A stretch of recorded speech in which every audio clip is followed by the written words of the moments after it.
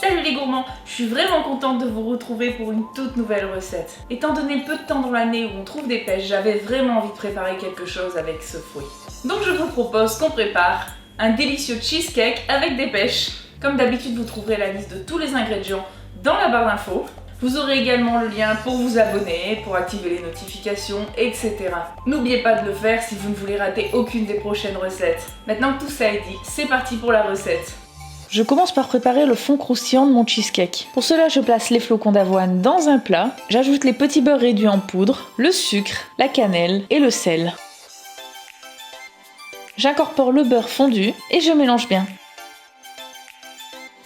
Je n'ai plus qu'à mettre cette pâte au fond de mon moule à manquer. Je tasse bien avec le fond d'un verre ou comme ici avec mon pilon. Je mets mon four à préchauffer à 180 degrés. Et je place au réfrigérateur le temps de préparer la crème. Pour faire cette dernière, je place mon fromage à la crème dans le bol du robot. Je le mélange un peu pour le rendre plus onctueux. J'ajoute le sucre, les œufs,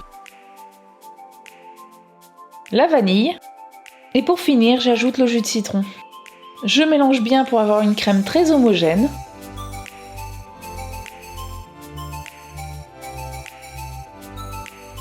Et une fois que c'est fait, je la coule sur mon fond croustillant. Et j'enfourne pour 40 à 45 minutes. Une fois mon cheesecake cuit, je le laisse refroidir, puis je le place au réfrigérateur pour toute la nuit. Mon cheesecake a refroidi toute la nuit, je peux donc m'occuper des pêches. Je les place dans une poêle avec le beurre, le sucre, la cannelle et le jus de citron. Et je cuis à feu moyen pendant une dizaine de minutes, jusqu'à ce qu'elle soit légèrement fondante. Une fois que c'est fait, je laisse refroidir une trentaine de minutes, je les place sur mon cheesecake. Et j'ajoute le sirop pour encore plus de gourmandise.